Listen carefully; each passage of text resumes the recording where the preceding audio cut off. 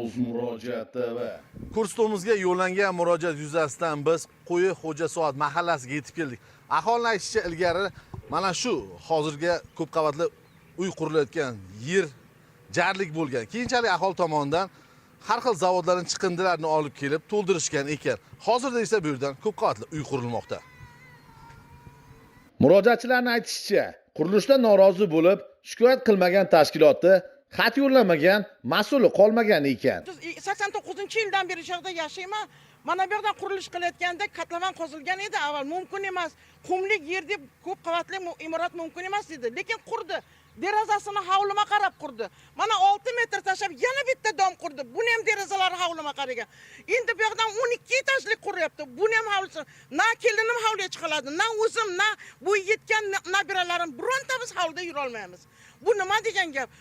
Qayerga murojaat qilsak, hammasi foydasi yo'q murojaat qilgan. Portalgacha ham yozdik. Portal ham bularga yubordi. Hamma joyda bular odamlari. Hech kimning kuchi yetmayotgan. Qani kim xalqqa himoya qiladigan odam bormi o'zi, yo'qmi o'zi? Bizlar butun azob ediki, butun bitta yashasha o'zi nimamiz qolmadi. Bizlardan rozilik olish kerak edi birinchidan. Bu bizlar hovlimizni joyida katta anaqa ko'p qavatli imorat deb chizdirib, qo'l qo'ydirib, o'zi qanaqa dokument tayyorlagan men bilmayman. Ana shu dokumentlar bilan qurilish qilyapti. Birinchidan bu yoqda qo'maydi shunday. Uni krasный двигатель musori bilan jarliga to'ldirilgan edi. Necha mashin bu yerdan musorni chiqarib, qayerdandir turpoq olib kelib ustini yopib, anaqa maxinatsiya qilib, ana nimada ekspertizadan o'tkazdimi, boshqasidan o'tkazdimi qurilish qilyapti. Bularga hech kimning kuchi yetmaydi. Kim bironta bu qancha anaqalar tarafini olish fuqarolar tarafini oladigan bormi yo'qmi, bularga kuchi yetadigan bormi yo'qmi? Murojaat qildik barcha tashkilotlarga, qurilish bosh boshqarmasiga murojaat qildik, GASinga murojaat qildik, viloyat prokuraturasiga murojaat qildik, viloyat hokimligiga murojaat qildik. Hamma bir-biriga yo'naltiryapti javoblarni. Hech kim muhokama qilib hujjatlarni ko'rib, qaysi asosga ko'ra hozir mana shu ko'p qavatli uylar qurilayotganligiga hech qanaqa asos topib berisha olmayapti. Bergan hujjatlari bir-biriga zid bo'lib chiqyapti. Mana bizga taqdim qilyapti. 2017-yilda hokim qarori bilan ko'p qavatliga ruxsat berilgan degan taqdim qilishdi. Biroq 2017-yilda 1700 kvadrat metrga ruxsat berilgan. Mana hozir hokim qarorini shu joyini aynan ko'rsatib beraman. Demak, o'sha kvadratgagina faqat ruxsat berilgan. Tak, 17.000 kvadratga ruxsat berilganligi ko'rsatib o'tilgan. Bugungi kunda esa qurilish 31.083 kvadrat metrda tashkil etgan. Ekspertizadan 31.000 ga o'tib ketgan. Qanaqa qilib maydon kengaygan o'zidan. Topshirishgan o'zi. Yo'q, topshirishmagan, mana qurilyapti, lekin ekspertiza qilib qo'yishgan. Mana shu 31.000 ga ekspertiza qilishgan. Ekspertiza asoslanganda 17-yildagi hokim qarorini asos qilib olyapti. Unda maydon kichkina-ku. Bugungi kunda maydon 2 baravarga ko'paygan. Menimcha mana bu bitta ikkita domni bilan ekspertizadan o'tkazgan aslida. Hokim qarorida bitta yo mana ikkita domga bergan bo'lsa ham, shuni o'rganib chiqadigan biror bir tashkilot kelib joyida o'rganib chiqmayapti. Bugungi kunda mana bular o'shaning ishiga qo'shib yuborilgan, ruxsatsiz. Undan tashqari, ART hujjatlarini ko'tarsak, ART hujjatlarida ham o'rta qavatliga ruxsat berilganligi yozib qo'yilgan. Bugungi kunda 12 qavatli qurilyapti. 12 qavatli, o'rta qavatli emas-ku. Bizlarning uylari Bundan 5-6 yil oldin bu yerga chegaradosh hududda ikkita ko'p qavatli uy qurilgan, ammo aholi uchun qulayliklar mavjud emas, deyishmoqda suhbatdoshlarimiz. Mana shu domda yashaymiz. 5 yildan beri yashayman. 5 yildan beri bu stroykalar ketyapti. Hamma joy changda yashab bo'lmaydi. Stoyanka yo'q. Mashina qo'yishga hamma urush qiladi bir-biri bilan. Necha marta aytdik. Mana bu детский plashatkamizni eskidan qolgan. Bachchalar temir ana nimalarga o'ynaydi-da. Endi shunga qarash kerak-ku, uyni topshirgan paytda kim qabul qilib olgan buni? Na plashatka bor, na stoyanka bor. Mana bu yerda yangi, mana bu yerda eski domlar turibdi, nima uylar turibdi. Bu uylarni yoniga mana bu etajni quribdi, 12 etajni. Uylar ko'rinadi-ku, bu yerda yashaydigan aholi bor. 3-etaj mana shu yerda yashayman. Men olganimdan pushaymon uka. Bekor oltma shu janjolxonani. Birinchi bu yerda o'g'ilxona edi, o'g'ilni bir balo qilib nima qildik. Mana endi hozir mana bu yerda mana qarang, hozir qurilish chang to'palang. Buni qilgancha bitta stoyanka qilsin, детский plashatka qilsin. ana detsat bo'lsin bu yerda. Mana qariyalarga yaxshigina bog'chalar bo'lsin. Bu nima gap bu? Men kelganimdan pushaymon. Bironta olsa shuni sotib ketaydim men bu yerda. Eng qizig'i, aholi o'ziga tegishli bo'lgan xonadonlarda qayta rekonstruksiya ishlarini amalga oshira olmayotgan ekan. Bizni hayron qoldirgan jihati fuqaro o'z xonadonidan uy qura olmayapti. Bir qavat bo'lsa ham. Chunki arxitekturani aytishicha, quruvchi qo'shnisidan hovlisini o'zining proyektini ichiga kirgizib olgan emish. Qurilish qilishim kerak, arxitektura ruxsat bermayapti. Chunki bu domchilar hamma joyni egallab olgan, gen planga ko'rsatgani uchun bizlarga ruxsat berilmayapti. O'z hovlimdan o'zim qurilish qila olmayapman. 10 metrlar qurib. Ha, 10 metr. Yuz birov proyektga kirgan ekanmi? Ha, mana shu bizlar ketdik arxitekturaga, nima uchun ruxsat bermayapsizlar bizlarga qurilishga desam, mana shu domchilar deydi. O'zini gen planiga ko'rsatib olgan, qachonki domni gen plandan chiqarsangiz, keyin sizga ruxsat beriladi deydi. Men imorat qilmoqchiman, tomlarim ochiq. Yopolmayapman mana shular dastidan. Bizlar hamma joyga murojaat qilyapmiz, bizlar hech kim ko'rib chiqa olmayapti ishlar bizni. Men ham o'g'limni o'ylantirishim kerak. Men ham nimada u? Xo'jayinim olamdan o'tib ketgan, ikkita o'g'lim bor. Uy-joy qilishim kerak. Kam-kam tiyin-tiyin yig'ib imorat qilishga ruxsat berilmayapti. Nima uchun bularga 12 etaj, 9 etaj qurilishga ruxsat beriladi-yu, bizlar o'z hovlimizdan bizlar uy-joy qurishga ruxsat berilmadi.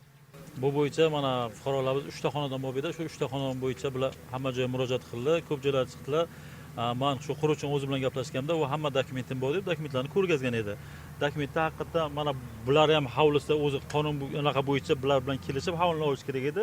Keyin qurish kerak edimi? Yo'q, biz hech qachon Yo'q, uni gen planida hozir chizilgan turibdi-ki, birinchisidagi dom turibdi. Ha, roziligi olinmagan. Bular roziligini olib, bular rozi qilib keyin qurish mumkin edi-da. Lekin hozir bular roziligi, men uni chaqirib gapirgan, bular bari sotimda, men bilaman bular eski odamlar. Bular sotim deganimda, biz sotmasa bu yoqni bo'ynaga 3 ta dom tushish kerak edi, bu tomonda 2 ta edi, bu yerda 2 ta edi rasmda, yo'q 3 ta edi, 2 ta edi, bu yerda 2 ta edi bu tomonda. Bular yo'q beramiz degani, biz bu yoqni qoldirib, bu yoqni olamiz deb qo'lda hamma dokumentlarni ko'rsatgan edi. Hokimiyatdan nima bo'lgan, tasdiqlangan dokumentlarni ko'rsatgan edi. Keyin men aytdim, baribir hovli odamlar bilan kelishishing kerak, bular bilan kelishmasang iloji yo'qdir, chunki bular hovlisi oyna bo'lib qolibdi-da. Shu proyekt imzolanayotgan vaqtda mahalla tomonidan tanib chiqilganmi hujjatlar? Yo'q, biz qo'l qo'ygan biz emas, biz chunki bu yer mana bu bizari mahalla hududimiz mana shunda tugaydi. Bu bizlarga qaramaydi. Bu yer bizlarniki emas. Bizlar mahalla hududimiz mana bu imoratlar tagi bizlarga. Bu yoq o'zi bularniki, boshqa hududga. Endi qo'yi xo'ja soat mahallasiga qaramaydi bu tomon. Mana bu bizlarniki, bu bizlarniki emas. Mana bunaqasiga pastdan mamlakatga bu hali noma'lum kimni yerligi, qaysi mahallaga qaraydi, Hovuz Sherozgami, Sadi Sherozgami yoki Botir Zokiyevga qaraydimi, hali noma'lum kimni yerligi noma'lum. Mahalla kesimda bu bizlarniki emas. Hozir aholi aytishyapti, ilgari bu yerda jarlik edi. Avvallari jarlik, mana bizdan qarasangiz, u tomonlar polni jarlik, bular to'ldirilganda birlar, to'ldirilgan tosh bilan, turpoq bilan, musor bilan, krasni deb yetil nimalar bilan shunaqa to'ldirilgan edi. Lekin mana bular tozalab olgan o'xshabdi, yoki bu tomondan ham ko'rdik-da bizlarga bu yana shunaqa qoldiqlar bor ekan-ki. Lekin yer bizlarniki emas, mana bu yer bizlarniki. Endi bular ham tushunsa bo'ladi, chunki oyna bo'lib qolibdi-da. Oyna bo'lib qolibdi. 10 metrgina, 12 etaj turibdi. Endi davlat standartlarida qanday ko'rsatilgan, qanday nima qilingan, buni bir ko'rib chiqish kerak-da. 10 metr menimcha mumkin bo'lmasa kerak deb o'ylab bu. Lekin men bundan xabarim yo'q. Davlat standartlari bo'yicha o'zingiz ko'rib qilishingiz mumkin. Biz murojaat manziliga chaqirgan mutaxassislarning aytishicha, qurilishlarni amalga oshirish uchun qo'shnilar roziligi shart emas ekan. Murojaat bo'yicha o'rganganmiz necha marta. 2-3 marta o'rganganmiz. Bu yerda 2021-yil bizlardan ro'yxatdan o'tgan qurilish inspeksiyadan 2021-yil ro'yxatdan Korxona. Qaysi? Nabiyev Stroy. Nabiyev Stroy tashkiloti ko'p qavatli turar joy binosini qurishga ruxsat olingan. Bu yerda gen plan tasdiqlangan gen plan, tasdiqlangan fasadi bor. O'sha tasdiqlangan gen plan bo'yicha hozir qurilish ishlari davom etyapti. Bular oraliq masofasi hamma narsasi talablarga javob beradi. Schengen norma qoidalariga to'g'ri keladi. Bular ko'rsatadigan tomonda hech qanday deraza qo'yilmagan. Xohlasa oraliq masofasini o'tgan safar o'lchab ko'rsatib bergan. Hozir geplaringizda bular xonadonlar bormi? Ko'rsatib bera olasiz. Gen plan mana bunda joylashgan. Hozir bu kishilar norozi bo'layotgan, mana shu etapida norozi bo'lyapti. Yo'q, shu gen plan aholi xonadonlari bormi? Yo'q, aholi xonadonlari yo'q. Bilsangiz, u paytlar umumiy gen plan tasdiqlangan. Bironta massiv qilingan vaqtda umumiy gen plan tasdiqlangan. Agar bularni roziligini olsa, bularni joyini snos qilib qurib ketaverishi mumkin. Mumkin bo'lganda, avvalda shunaqa tasdiqlangan. o'sha tasdiqlangan bo'yicha hozir bularda ro'yxatda bizlardan ro'yxatdan o'tganda faqat mana bu qismigacha ekspertizasi hamma hujjatlari bor. Mana bu qismiga hali qurilishni rejalashtirilmagan. Faqat game planga tushirilgan. Bu bizlardan ro'yxatdan o'tmagan qism. Faqatgina mana bu qismingizda aholi xonadonlar turibdi. mana shu qismida turibmiz. Mana bu ikkita qavatli deyapsiz-ku. Ikkita blogi. 11-12 qurilishda aholi xonadonlaridan ruxsat olish shart emasmi? Yo'q. Endi u paytlar ruxsat olishga hozirgi amaldagi shenkada hech qanday ruxsat olish degan narsa yo'q. Agar talablarga javob shenka norma qoidalariga to'g'ri keladigan bo'lsa, ruxsat olish mumkin shart emas. Shenga normalarga axir oraliq masofa qancha qoladi? Oraliq masofasi ikkita binoni balandligidan kelib chiqadi. Men o'lchab tushuntirib berganman. Mana o'zimda shenkalarim hamma narsasi bor. Men chiqarib kelganman. Mana hozirgi buni tushgan joyi. Mana hozir mana bu domni hozir quriladigan domni joyi mana qizil o'zim belgilab qo'yibman. Kartadan olganman. Bu aholining joyi bo'lib o'tgan bo'lsa. Tak. Bittasi 9 qavat, bittasi 12 qavat bo'lyaptimi hozir? Bittasi 9 qavat, bittasi 12 qavat. Mana bu yerda bizlarda shenka bor. O'sha shenka bo'lsa, o'tgan safar ham hisoblab ko'rsatib berganman. Hamma narsasi to'g'ri keladi. Endi agar bu kishilarniki ya'ni mana bu qismiga to'g'ri kelishi mumkin. Bu yerda ko'ryapsiz, mana bu tomon bu binoni derazasi bor deyapti. Mana bu derazasi yo'q qismi. Derazasi yo'q. Mana yangi quriladigan umumiy katta domimiz. Mana aholining uyi deb oladigan bo'lgan taqdirimizda ham buni hisoblasak 20 metr oralig'ida chiqish kerak. Uyigacha, ya'ni devorigacha emas. Agar devorigacha oladigan bo'lsak, 12 metr bo'lsa yetadi. 12 metrda bu yoqda qurishi mumkin.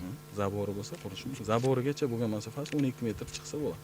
Chunki deganda bu yerda u yashaydigan xonadoni yo'q. Ya'ni yashaydigan Hozir bu ichkari. xonaka. Yo'q, bu yerda xona derazasi yo'q.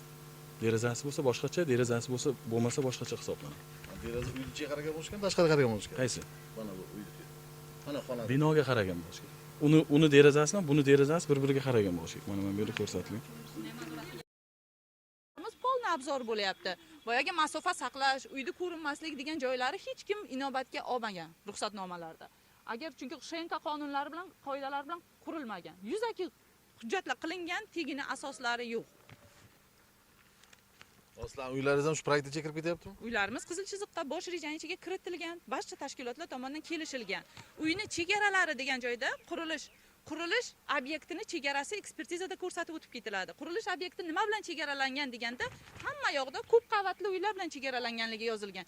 Hech qaysi bir hujjatda bu yoqda jiloy hovli borligi ko'rsatib o'tilmagan. Chunki quruvchiga qulay bo'lgan proyektchi bilan kelishilganda bizning uylarimiz, bizning ruxsatimizsiz ko'p qavatli tarzida chizilgani uchun demak, bizning uylarimizga hovli sifatida baho berilmagan. Xususiy mulkdorlar sifatida baho berilmagan. Faqatgina ko'p qavatli uy sifatida baho berilganda, ularning orasidagi rastayangi bilan masofalar mazmunan hujjatlarda, qog'ozlardagina ko'rib chiqilgan xolos. Hatto o'sha qurilish tashkilotlari o'tirgan joyda Google xaritalarini shunday 2 daqiqagagina internet bilan ochib turib, shunday qarasa, shu yerda hovli turganini ko'rishadi-yu. Nahotki shuni hujjatlarni tasdiqlayotganda, mayli shunchalik band tashkilotlar bo'lsa ham, bitta kelib qurilishni o'rganishga vaqti yetmayotgan bo'lsa ham, hatto bu ularning asosiy vazifasi hisoblanadi, kelib joyda o'rganib ketish. O'tirgan kabinetida ham ko'rishga erinishdimikan shu narsani? Nahotki biz hovlilarimizdan hovli sifatida foydalana olmasak, nahot biz faqat parda tutib yashashga majbur bo'lsak, hovli yuzidan foydalana olmasak, nimaga bo'lmasa biz yer soliqlarini to'lab yuribmiz? Nimaga bo'lmasa hovli joy qildik? Balki bo'lmasa kvartira sotib olishimiz kerak edi.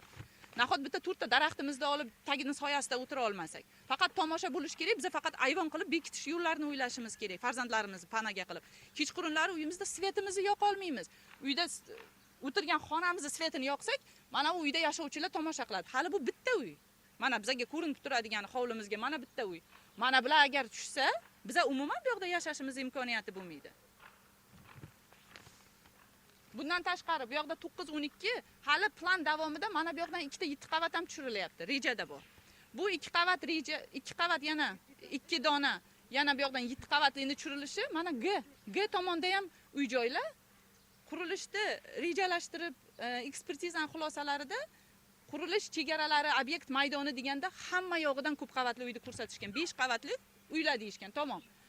Mnogoэтажка, пятиэтажный, малоэтажки deb ketilgan. Малоэтажки, пятиэтажки deb. Lekin bu yoqda ham mana ko'rib turibsizlar, qo'shnining hovlisi-yu, G tomon ham hovli-ku, bizlar ham hovli-ku. Mayli u yoq domdir, bu yoq domdir. Bizlar hovli-ku. Bularning 7 qavati narigi ko'chaning ichigacha, hovlilarning ichigacha ko'rinadi-ku. Nimaga bu narsalar inobatga olinmagan, qurilishga ruxsat berilganda? Hozir aytishyapti, ilgari bir jarlik bo'lgan.